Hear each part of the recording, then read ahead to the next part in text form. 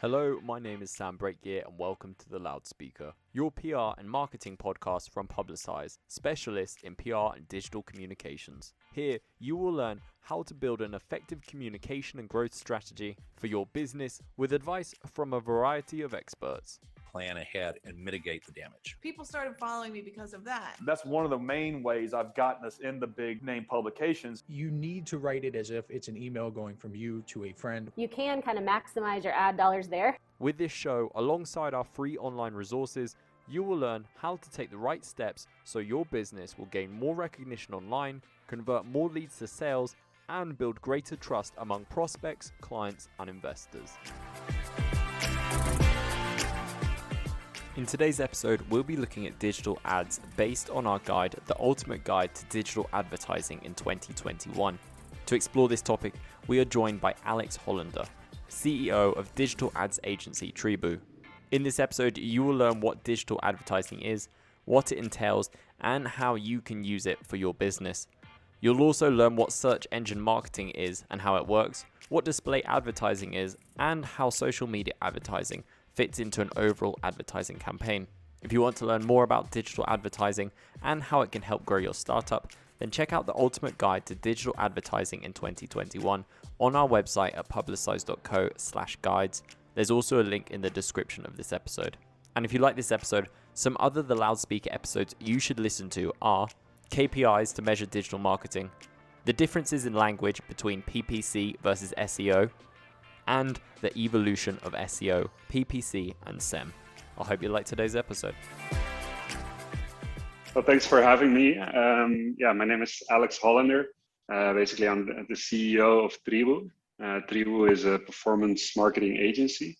We focus on the B2B service industries, mainly in the USA, but we also have clients in Europe. And we help those companies with lead generation and account-based marketing. As I mentioned before, it's a performance marketing agency. So we work mainly with advertising channels that generate a direct return on investment. Awesome. Fantastic. Well, thank you for joining me today. I'm looking forward to discussing this topic of digital advertising. And I think we should probably start off with a very simple explanation of what digital advertising is and what it encompasses. Would you be able to kick us off with that, please? So digital advertising basically encompasses any digital channel out there that allows you to advertise on it, right? So, for example, we have Google, where you can set up Google ads. We have Facebook or LinkedIn, where you can do sponsored posts or even video ads, or any other type of advertising, basically. I think that digital advertising itself is just promoting something out there online, right? That's a fair example. I mean, that's exactly what digital advertising is. It's like in the name, I guess. And you summed up some areas in which, like, in places where ads are very popular. So I think that's a fair explanation. All right. Yeah. But I would love to know, so obviously business owners have the option of going to someone like yourself and employing professional services. But if a business was to start off and they wanted to get into digital advertising on their own, what would you say? Like, if I was a business person or if a business owner was listening to this, what advice would you give them? Well, good question. I think that the most important for them is to first do a little investigation of where their audience is online, right? So, good example, if you're a B2C company, then social media platforms are a good place to start. But if it's more B2B related, then you would maybe want to focus more on LinkedIn. The only issue with B2B platforms like LinkedIn is that advertising there is pretty expensive, right? So you can make a lot of mistakes, or, well, better said, expensive mistakes by starting yourself, putting some budget into a campaign And then basically after a month, you find out like, hey, I spent $1,000 or $2,000 and it didn't give me anything in return, right? With B2C channels, with Facebook, like you can start with lower budgets. There are more easy ways of advertising, basically by posting something on your Facebook wall, and then there's a big blue button that says sponsor this post, right? So then the only thing you have to do is put a budget on it, put an end date on it, and basically it takes care of itself.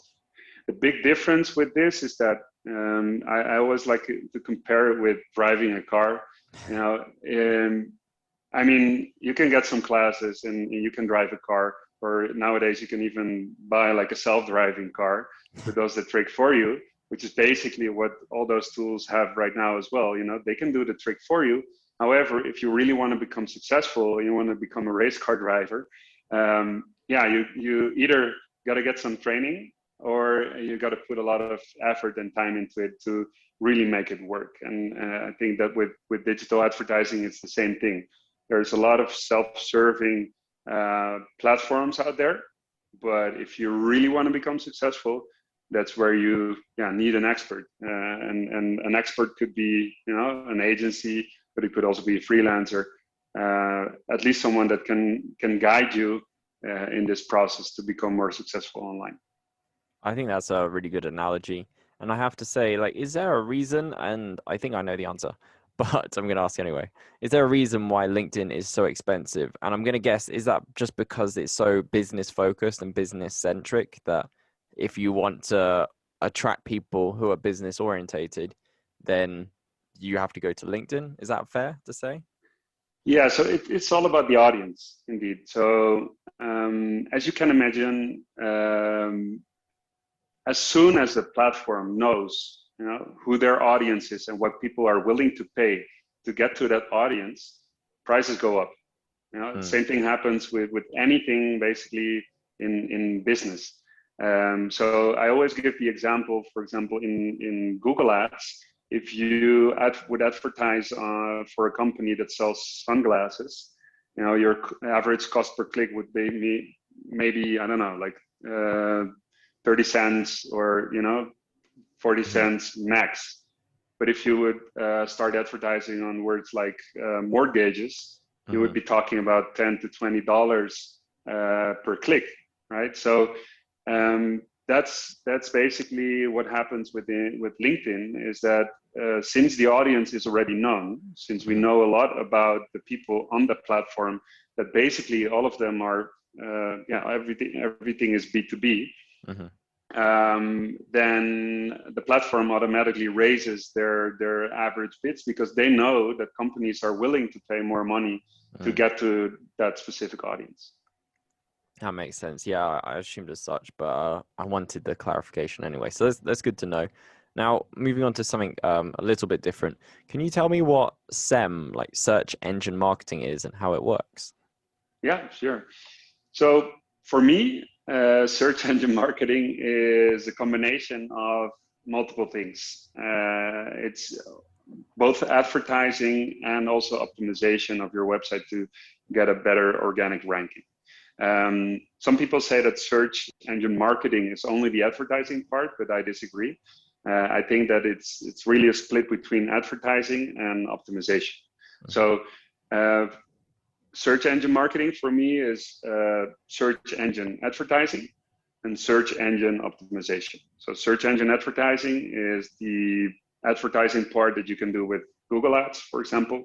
And search engine optimization is the process of optimizing your website on the right topics that you know that your audience is looking for within the search engine. I'm not going to explain like into detail how search engine optimization works, because it's really technical. But basically, it's both of them is understanding what people are looking for online, and then based on those insights, optimizing either your website to rank better in the organic results, or set up an advertising campaign to make sure that you're on top of the search results as well. Okay, fantastic. Yeah, and don't worry, we've covered a number of episodes on search engine optimization. So For any listeners that are new to the show, they can go back and listen to those. But I think you did a good job of explaining search engine marketing there. Build a robust communication strategy for your business using Publicize's digital resources. From toolkits to templates, our resources are available to everyone and anyone, just like this podcast. To scale and grow your business today, visit our guides at publicize.co/guides and be sure to follow the loudspeaker wherever you get your podcasts, including YouTube.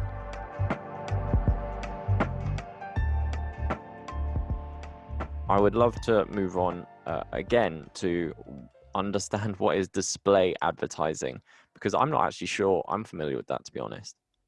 All right. So display advertising, the most simplest explanation is that it's focused on showing banners online, right? So showing banners on other websites with information about your products or services.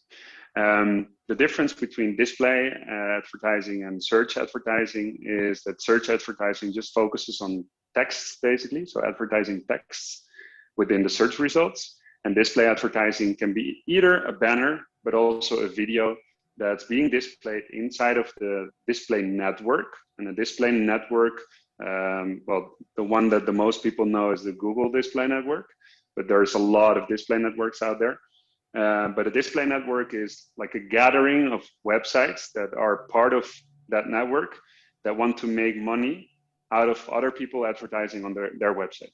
So basically, for every click on an ad that happens on a website that you own, you would get a percentage of that. It's a small percentage, but you can imagine that if you own a media platform, like a news website or a forum, and you get a lot of visitors, then you could get a good income out of display ads. So that's from the network side of it. Then from the advertiser side, of course, there's the same thing. You want to first find out where your audience is, what kind of websites they would be looking at, and then you can set up your targeting based on the audiences. So based on demographics, based on interests. Or you can also target based on the content of those websites that you would want to display your ad on. Okay, yeah. As you were describing that, it kind of made sense to me. I was like, oh, that does make sense. Of course, all those banners that you see whenever you're on like some kind of website, when they're on the side or at the top. Yeah, I can relate to that. Yeah, I think one thing to add there as well, like the most known way of display advertising is maybe remarketing. So when you, for example, visit a website, you're looking for flights, plane tickets to a certain destination, and without like finishing the reservation, you then start scrolling, I don't know, on social media or on any other websites, and then suddenly you see a banner with the exact same flight and dates and price that you were looking for before, right? So that part, that's display advertising, but it's called remarketing. Yeah, I've definitely experienced that myself. I think when I've come to look for flights, one piece of advice I've been told is to search for it in incognito so that it doesn't impact your, I suppose, the price that you end up paying, because they know that you're looking at that flight. So can you tell us how social media advertising fits into an overall advertising campaign? Yeah, so like I said before, the most important is understanding who your audience is and where they are online. So I guess social media advertising is a really important part of your overall advertising campaign or your overall digital strategy.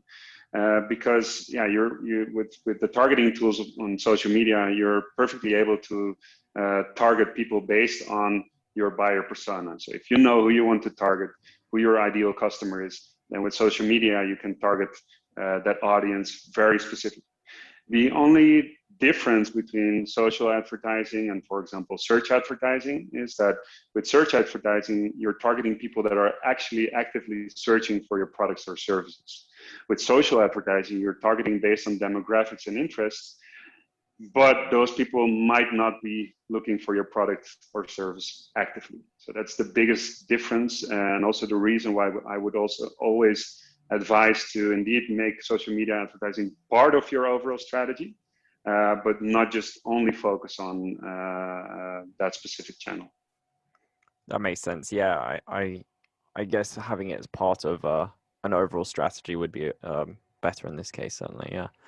Now, I have one more question for you, and it's to do with native advertising. Can you explain to us what it is and how listeners can use it to their advantage, please, Alex? Yeah, of course. Yeah, so to explain to the listeners what native advertising is about, I'm just going to use a really simple example, because native advertising is none other than showing an ad on a place where it does not look like an ad, right? So it is a sponsored placement, but you will almost not be able to see it.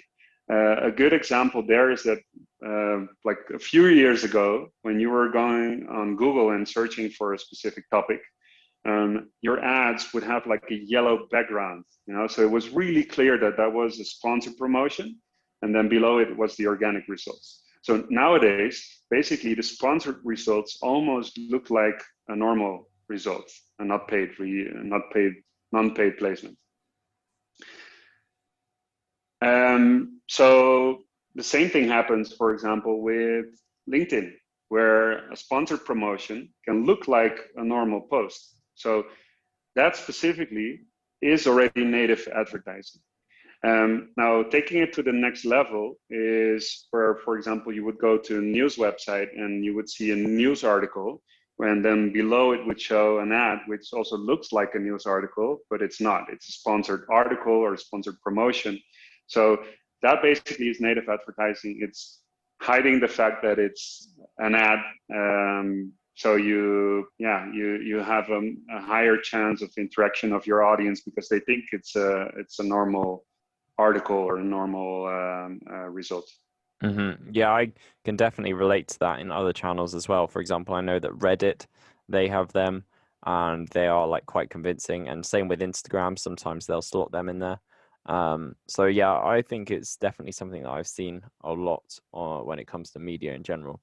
Now, those are all my questions for today, Alex. But if people are interested in following you and keeping up with the work you're doing, or simply using your services, how can they reach out to you?